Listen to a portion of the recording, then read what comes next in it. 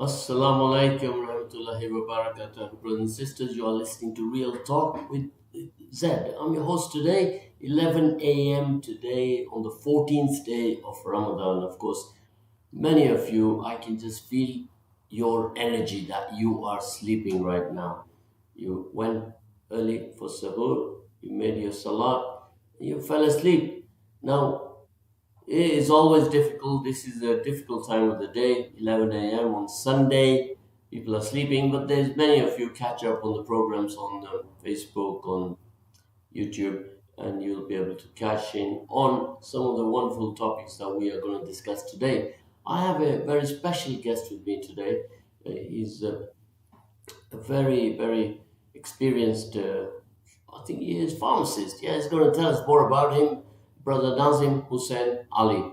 Good morning to you, Nazim. How are you today? Good morning, Assalamu alaikum, Zaid. How are you? I'm good, thank you. How are Yeah, you? you're looking very dapper today, this morning on the 14th day of Ramadan. And how's your Ramadan going?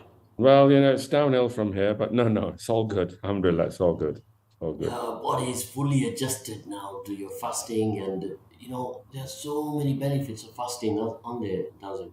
Yeah, I mean, look, the first few days are always difficult. People get migraines, there's dehydration, people are eating the wrong foods, iftar and suhoor, carbohydrates, heavy and all that. Just stick to the light stuff, stick to the good fats, stick to the proteins and some light carbs, and you'll be fine. And just drink plenty of water. It's not a race to the restaurant, and you can eat the much pakoras or samosas. They're not the ideal food, not for our guts. May have been at one time, but not anymore. Yeah. Of course, that is a very strong, important message for all of you. What you eat is what your feelings will be. And Nazim, the recent studies have shown that even your stress levels are related to your food that you eat.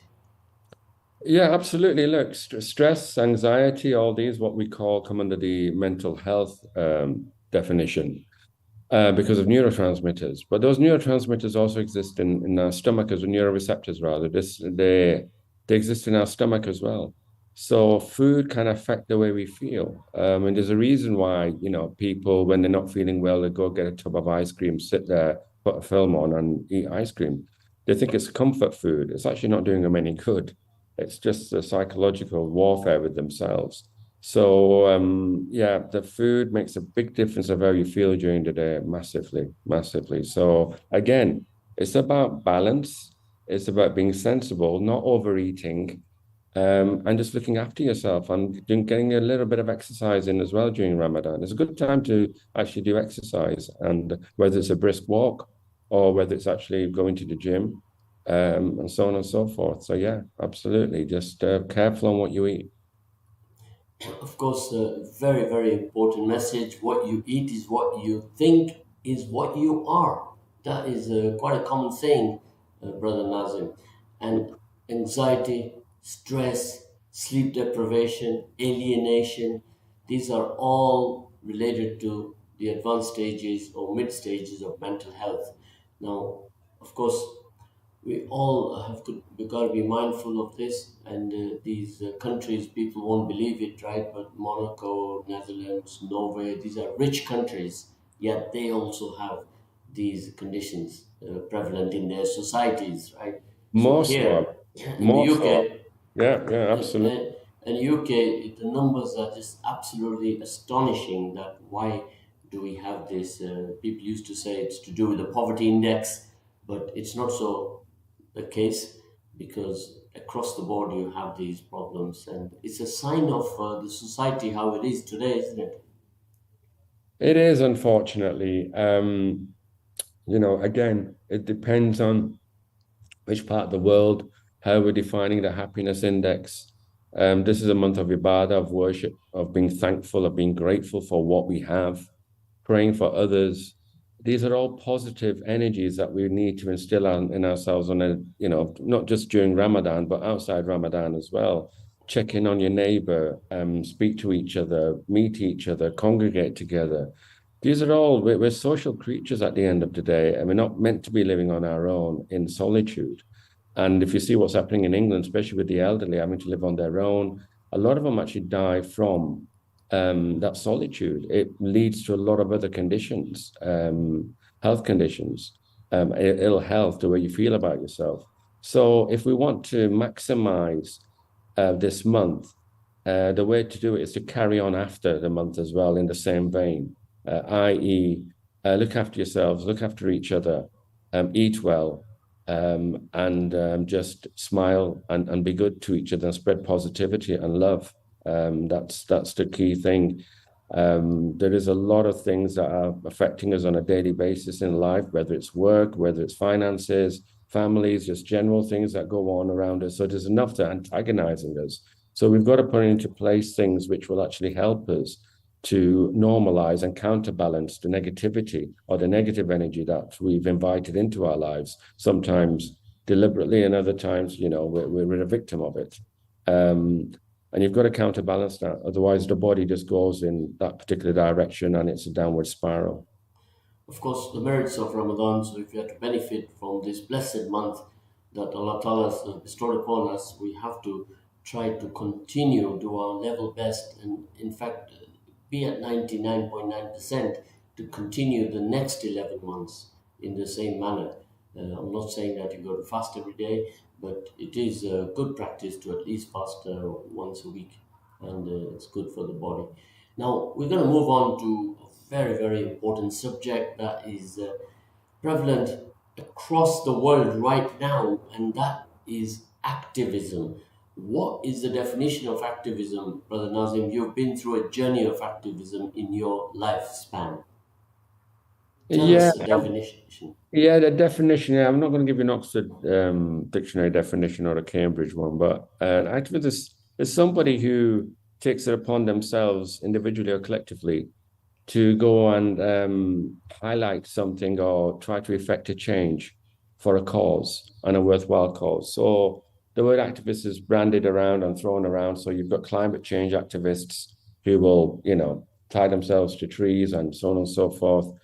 You've got other type of activists who will do what they need to do when they want. It could be a local issue, save the forests. People climb up into trees, build little tree houses and stay up there. And then we've got political activism as well. You can see not far from where you are in Leicester with some of the factories there that manufacture on behalf of the Israeli army, that there's been a lot of activism there where people have gone out in the rain, in the wind, and have tied themselves to the railings, have disrupted the normal flow of these institutions of warfare. That is activism. The lower form could be that you're just shouting at the TV at home. That is also a form of activism because you're actually expressing yourself. And then when you speak to your friends about it, that's also activism. And then next step, next step, next step. And before you know it, you're on demonstration. That is activism. You're leading a demonstration. That's activism. You're planning, you're plotting different strategies and different ways within the legal setup of the country you're in to expand on whatever that cause is. And this is across the world. The mode of activism in many, many countries, you will just get picked up and you will be locked up. Picked up, locked up. Or you'll get picked up and you just disappear or you'll be shot. This is the methods of rule in many parts of the world. But let's focus here now in Western Europe, in the Western countries. Predominantly, we are here in England. So across the country, we have many, many people. As you mentioned, the trigger can be just watching television or listening to the radio, and people, they call a friend, they call a relative, or they feel so incensed. And I will share with you, Brother Nazim, yesterday in the evening, we had a 7 year old and a 9 year old. They were shedding tears when they saw other children having atrocities committed upon them. When a 7 and a 9 year old child, those images will be with them forever. They are saying that why children are being hurt, why children are being maimed, why children are being slaughtered, and they took it upon themselves to go and raise £5,000 for those children.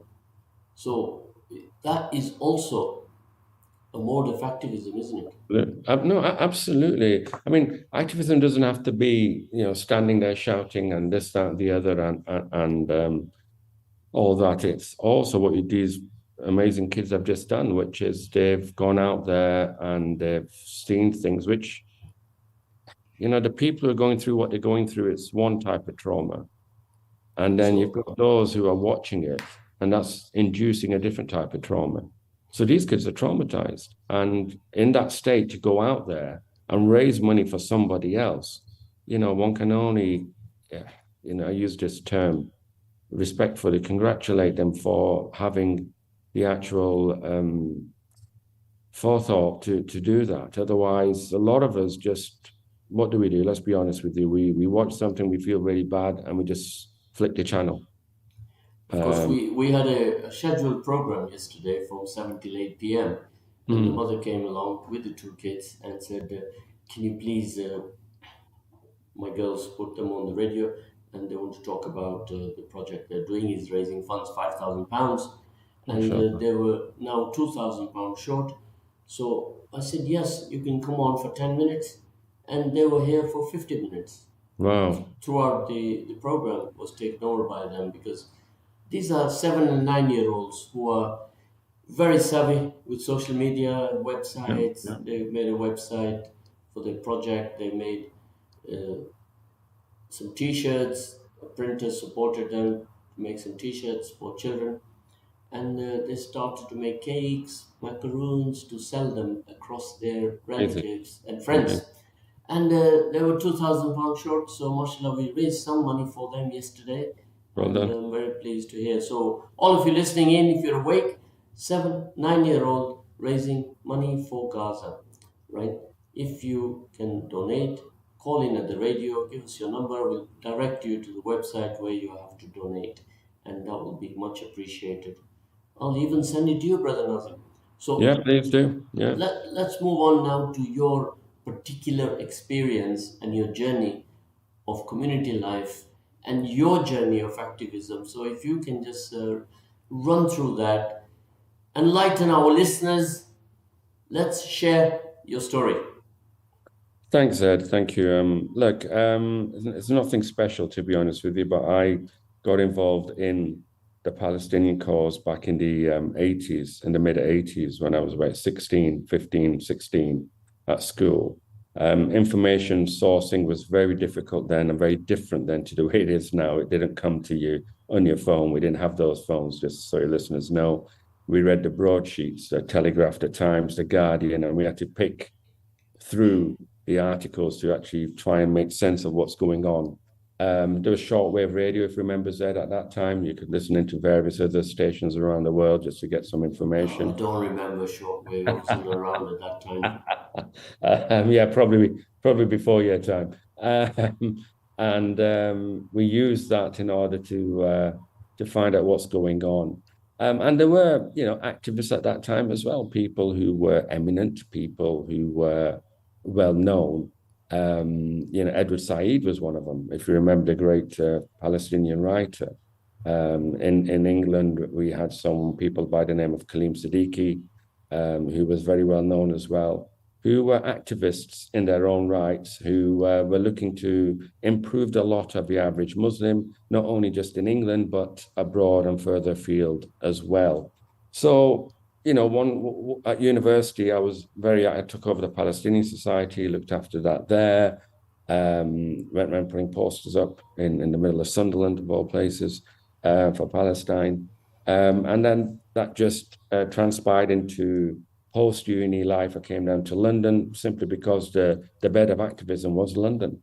Got involved with the Muslim Parliament under the auspices of the late great Dr. Kaleem Siddiqui, God rest his soul. And that was my surge on into activism in almost, all my part time. Where in the past I'd be playing cricket or doing something like that. Instead, I was, stuffing envelopes, helping put things together in the office, or just putting chairs out for meetings and so on and so forth. And then that evolved into demonstrations, marches, conferences, seminars. And then I became a director at the Islamic Human Rights Commission in Wembley in London. And we're still there. I'm no longer a director. I resigned my post, not for any other reason, but because my work was and the situation I was going through was being problematic. Um, so yeah, that's been my journey into activism, and I've been very lucky with the people around me, having some great intellectuals, even across the pond. The late Abu Ali Musa, who passed away, people like him, and there were many others. Zafar Bangash in Canada, Dr. Kaleem himself, and many more. Imam Al Asi in Washington. These were all big hitters in the 90s. And it's a shame. I don't think many of the new generation will know them. But these were real big hitters back in the 90s. So if you get a chance, check those names up and you'll see what they went through as well. And then it all sort of culminated in what happened in 2017. I lead the Al Quds Day March. The Al Quds Day March is an annual march for Palestine, which takes place globally on the last Friday of Ramadan. We generally have it on a Sunday in England because of the holiday day off situation. And on, I think it was June the 17th to June the 16th, it was when Pakistan played India in the final. So if you remember that, the ICC Champions Trophy. And yeah, that was the start of this long 7-year road of victimization, witch hunting, et cetera, by the Campaign Against Anti-Semitism towards me, by the UK Lawyers for Israel against me. And there was even statements made by, the Board of Deputies and other groups. And, my news went as far as America to Israel itself, or occupied Palestine, as I should say. So that's basically my journey of activism. Sorry if I went on a bit. Well, indeed, you've spanned through nearly 35 years of activism. 35 years.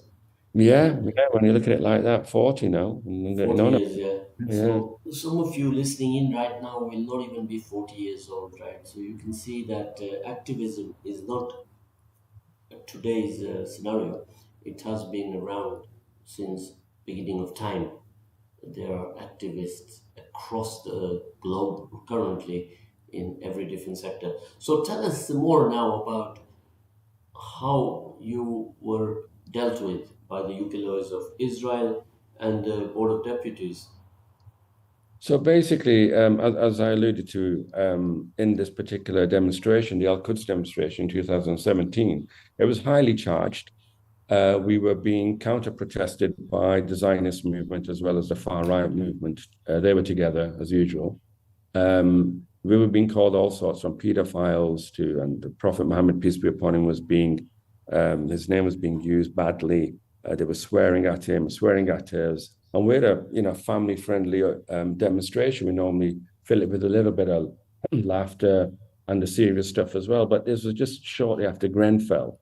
And if you remember, Zed, on that day, that evening, a man from Wales, if I'm right, drove into Finchley Mosque and killed an old man coming out of the mosque at that time. He drove his van in there, which was a terror Yes, attack. I recall. So he actually intended to attack our demonstration initially, but couldn't get through the security cordon. That was his initial plan, to actually, because I think some of these broadcasters on LBC and whatnot were talking badly about the Al Quds demo. And the Zionists would come onto the radio and say, "Oh, this is a hate march, hate march, hate march," all that stuff. It's been going on for 40 years, this annual demonstration. So that was the background to it all. So it's highly charged, highly politicized, and you there's no script. You just go and you do your chanting, you do your things. And I said a lot of things. I did a 3.5-hour ramble because I'm leading the demo from the start right to the end, to the stage where I then introduce all the speakers. And amongst the speakers, we have Jewish speakers, anti-Zionist ones, obviously. We have rabbis, anti-Zionist ones. We have non-Muslims, Muslims, all addressing the crowd. And between the start and that point, many things were said by me on a loud hailer. I'm not going to lie. I wasn't proud of everything I said. But in no way was I intending anything I said to be seen to be anti-Semitic. What happened was the campaign against anti-Semitism, just for your viewers, sorry, the listeners to know, these are the same people that went after Jeremy Corbyn a few years ago to get him deselected. They were recording the whole event. So they then, the next day, just to tell you what happened, that I was actually having iftar with a friend of mine in London. And Roshan Saleh from Five Pillars news magazine, a great journalist and a friend, rang me up and said, "Where are you?" I said, "I'm just finishing iftar." He goes, "Oh, you may want to check the Jewish Chronicle. You're famous." And I said, "What do you mean?" And anyway, I went online and checked it, and there I was on the front page, preacher of hate. They'd taken everything out of context, printed stuff in there from the march of what I said, and that started a whole campaign against me, where I think I featured on the center spread of the printed version as well, on the front page of the Jewish Chronicle, Jewish News, all the way, like I said, in Israel Times, in Jerusalem Post, all the right-wing magazines and newspapers. 2 weeks later, in the Telegraph Online, Mail Online, Sun Online, the right-wing press, obviously, and they started a criminal case against me. So I was invited by the police to go and give a statement, or to at least be questioned, which I duly went with my solicitor. That went in front of the CPS, my file. The CPS, after about 3 months, decided it's not in the public interest. After that, the campaign against anti-Semitism appealed that. Again, the CPS said no case to answer. After that, the campaign against anti-Semitism decided to do a private prosecution against me on a lesser charge. That just before that trial was about to start, a few days before, the CPS, we appealed to them. They then came in and quashed that and said it's not in the public interest. So that was quashed. The campaign against anti-Semitism then took the CPS to judicial review at the High Court. The High Court found in favor of the CPS, so they lost that. And then in 2019, I was told in January 2019, this was the timeline, 2017 to 2019, 1.5 years, 2.5 years.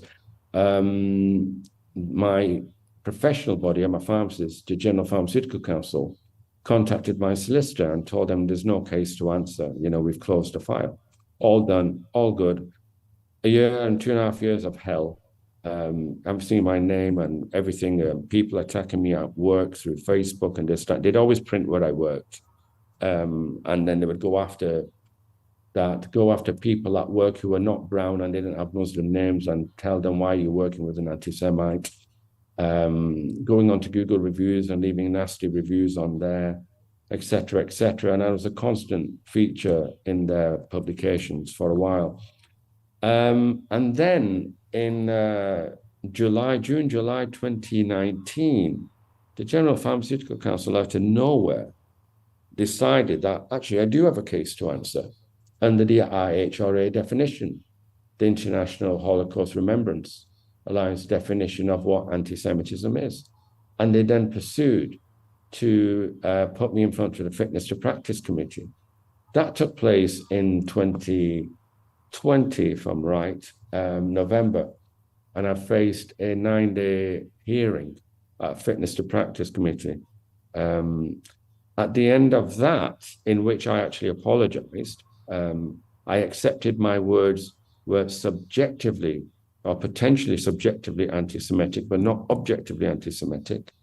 But I accepted that they were offensive, which, they were. I mean, you're at a demonstration, it's like a football match. People are saying things and they can be deemed to be offensive. And then after that, what happened was the committee, the panel of 3, found me guilty of being offensive, but not guilty of anti-Semitism. Again, so a victory, you would think, only for then the UK lawyers for Israel to come in and appeal to the Professional Standards Authority. And again, anyone who belongs to the pharmacy profession, dental profession, General Medical Council, the PSA actually is the governing body of all of them. It's a public body run by the government. What is the So, PSA again? Professional Standards Authority. Professional standards. Yeah, so the GMC, GDC, GPHC, Royal College of Nursing, they all come under them. So they actually watch what these guys are doing. So if you wanted to appeal against the GMC, for example, you would do it through the PSA. So the UK Lawyers for Israel then appealed to the PSA and said that this was a wrong finding. The PSA, I think within a week or 10 days, decided, yeah, you're right, without even consulting me, and said, we're going to take this up to the High Court. So, but you're back in it again. So, and each time this is costing me money, by the way. Legal fees, barrister fees, solicitors fees, so on and so forth. I must say my barrister was fantastic. And he belongs to the Jewish faith. And he took a lot of flack for representing me in his community. If David ever listens to this, we'll always be grateful for what he did for me, because he is a fantastic barrister, David Gottlieb. And he then told me, look, this is what's going to happen. I was going to go to the High Court. I went to the High Court. That judge listened to both sides, again, had to be represented, because the General Pharmaceutical Council decided it's not going to back its own finding and sat it out and said we're going to remain neutral. So it was me versus the PSA. The judge, after hearing arguments from both sides, retired, and a few days later issued a judgment in which he said the PSA are right and that the Fitness to Practice Committee made a mistake in that they took into account my intention behind the words, and that they shouldn't have took the intention of my words, just the context, not the intention. So I was back to another Fitness to Practice hearing. And during all this period, it's having an effect on me physically, emotionally. I've not been one who's always wanted infamy or anything like that. So seeing my name pop up and my face pop up regularly in the Jewish Chronicle, being called an anti-Semite, this, that, and the other, which I'm, definitely not. I've worked in Jewish areas as a pharmacist. I've provided first-class service to Jewish clients. I've never seen anyone in through color or through religion. It's just not the way I function. And I think that's the vast majority of us, regardless of our political leanings. We don't use whatever our political leanings are to determine how we're going to react or interact with people on a professional basis. Anyway, this was having a massive effect on my health. We spoke about stress and anxiety before. And there's a lot of that going on. There's a lot of stress and anxiety sitting through a 9-day hearing where, you're being called an anti-Semite every day. And the witnesses are there who are prominent Zionists in the country, who are basically people like, Hoffman, who are well-known Zionists who go around disrupting pro-Palestine protests and so on and so forth, calling an anti-Semite every single day of that. And then we went back to the Fitness to Practice last year in November. They came back and said, actually, they found me guilty 2 counts of anti-Semitism, but it was non-intentional, they said. It was, the words were objectively anti-Semitic, but they were not intended to be. I didn't have any intention to be so. I, in the fervor of the demonstration, went above the point I should have unintentionally. And then the 2 other statements they found to be just offensive and not anti-Semitic.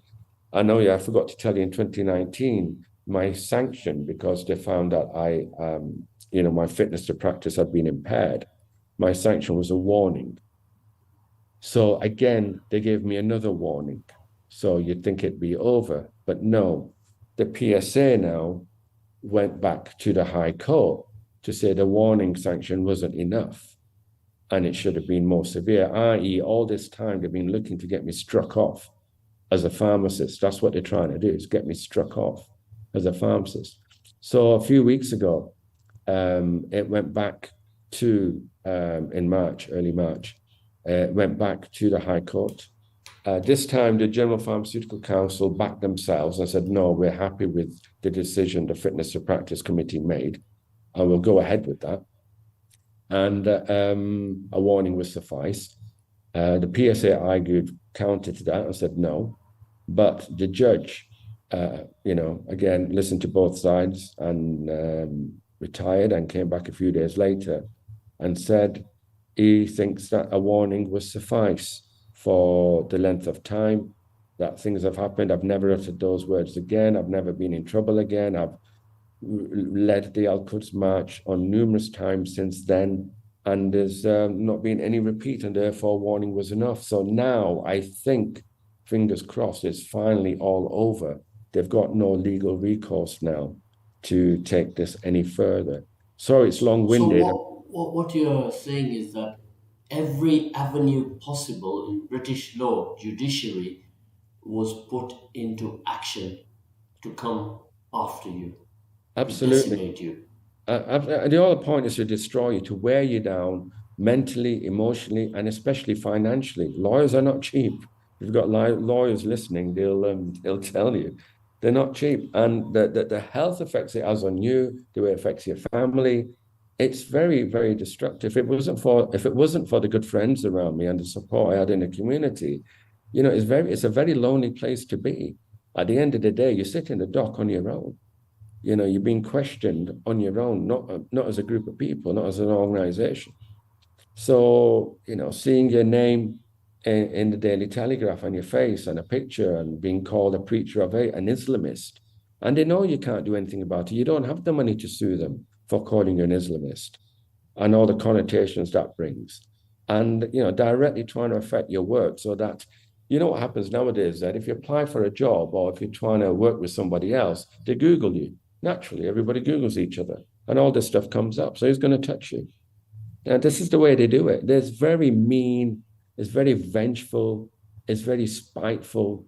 And they are, as you said, looking to absolutely destroy you in every way possible. They used all their legal recourses. And then when that failed, they went after me on a professional basis. And just to let you know, on the professional basis, none of it cost them a penny. But this last case in the High Court cost your listeners, the taxpayers, £56,000 Why is that attributed to the taxpayer? because the PSA is a government body. I see. So it's funded by the government, which is funded by taxpayers' money. So their fees were £43,000 that they wanted to claim against me and the GPHC. The GPHCs were about 15,000, I think, if I'm right. So that total was then obviously 100 plus. 50 odd in that case, Yeah.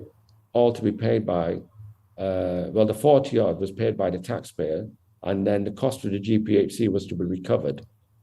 So it's 50 odd thousand paid by the taxpayer for what?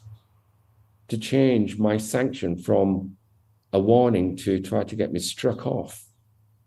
So they'll go after professionals because they know your reputation, everything is everything for you. Well, this is a very, very sad story, and all of you listening in right now, and there are right now the whole world, 70% of UK is in activism mode with the current alleged or genocide, as you wish to call it, is being committed in the Palestine area of this world. Of course, and what I'd like to emphasize to everybody listening in from across the globe is that these are all tools of rule. Fear has now become a very potent tool of rule, Brother Nazim, right? And this propaganda with the media is nothing new. It started in the First World War when millions had lost their lives. The figure is between 16 to 20 million going back to First World War. And thereafter, the propaganda being a tool of rule, important tool of any conflict in the world is propaganda. What role do the media play in that? So when you were arrested or when you were being prosecuted, imagine how much media had a role to play in that. The media carry a responsibility to make things good, to bring awareness. But what we see is the total opposite. We get many complaints, all of you listening in right now. We got recently one complaint from a solicitor who is now going through the exact same pattern from his body. Exact same pattern that you have described. We had a very prominent lecturer. He recently won his case in the High Court in London. He was a lecturer in University in Bristol. Yeah, Prof. David Miller, yeah. Yeah, Professor David Miller. So these cases are throughout the country. It's almost like a total witch hunt where people are being hunted down and decimated. This is what's happening across the world right now, and we have due process here in England, but at what cost to those individual organizations or the bodies and the PSA being funded by the government? This is unbelievable. It's like cost doesn't matter. Money being the tool of rule. If you got the money, you got a chance. You ain't got no money, you're going to get buried. This is more or less the situation, my brothers and sisters listening out there, that where do we go from here now, Nazim, on these matters? I mean, look, like my case went for 7 years. It's a long time, trust me, to be every few months to be reminded about this, that, the other, and blah, blah, blah. It's a lot to go through. Obviously, it's nothing compared to what the people of Gaza are going through. So if anybody's out there listening, thinking I'm trying to say what I'm going through was this or that, it's nothing compared to what the people of Palestine have been going through, either now or in the previous 70 odd years. But we are based here in England. We're familiar with, like you said, the due process. We expect to be protected by the law. We expect to be protected by institutions. We expect to be held accountable, but fairly and justly by institutions. There are biases everywhere, are there not? Would it not be fair to say? But that shouldn't stop us from being active. That shouldn't stop us from standing up. But we have to almost take a view of this from a religious perspective, which is it's our duty to stand up for what's right. It's a right that the others have on us. The oppressed people have a right on us that we should speak up. We should stand up. Talking about the oppressed people, there's a current controversy going on in our country, in the UK right now, about the British flag, the national flag, where Nike have added a little bit of distortion to it, and it's caused a lot of people coming from the political sphere, from both parties, and giving interviews that the flag should be left like this with the St. George's cross. Now we talk about St. George. Go and Google, everybody, this is your homework. If you're awake, go and Google what St. George stood for. Would he not be totally ashamed, saddened by the atrocities that he sees? That is not the values that St. George stood for. So when we talk about humanity, that was St. George's mantra, humanity. So all of you listening in right now, you can see that the pain that the 7-year-old, 9-year-old children are feeling, and they want to do something about it. What do we do now? Do we go and arrest these girls for what grounds would you arrest them for? So such is the propaganda that the media is also a tool of rule, manipulating the public in a huge marketing exercising, using every platform of media, and it's an absurd. On the flip side, you have throughout the last 100 years two individuals. Do your research, find out who they are. and you'll see that two of them, based on the story weapons of mass destruction, caused the deaths of 1 million plus individuals. And today, they are free as a bird on the lecture circuit earning millions. Where is justice? I ask you, Brother Nazim. Well, luckily, we believe in that the just of the just is God Himself, Allah subhanahu wa ta'ala Himself. Um, if anybody should be asking that question, it should be the Palestinians in Gaza. And, they have shown us, hands down, what it means to be a Muslim. We should be ashamed sometimes to call ourselves Muslims. We can't even boycott Coke or Fanta or 7-Up. Go to some of the mosques still and they're still serving it. And if it's like, what the hell? But I digress. But what the Palestinians have shown us is that their faith in God is just at such a level that it puts us to shame. We're not willing to go through any pain, let's be honest. We're not going to give up our cars, our houses, our homes, our luxuries. We're not even going to give up a nice pen we like. Who are we trying to fool? We're not. We are very comfortable where we are. We are bought into the capitalism system. We are part of the problem.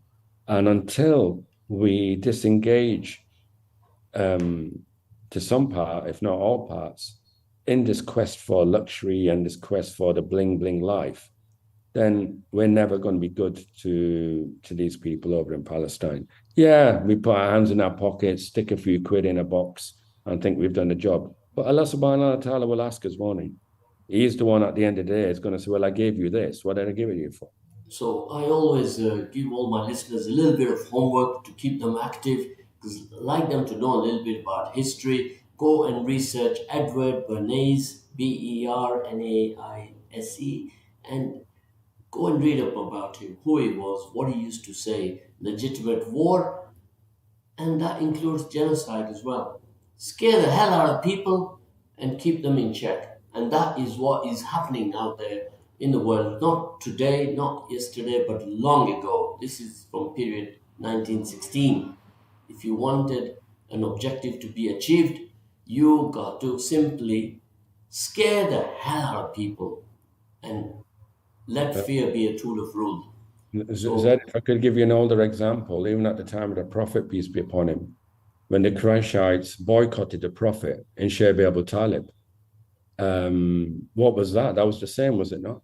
Fear, oppression, starvation, hunger, threat of violence, exactly what the people in Gaza are going through.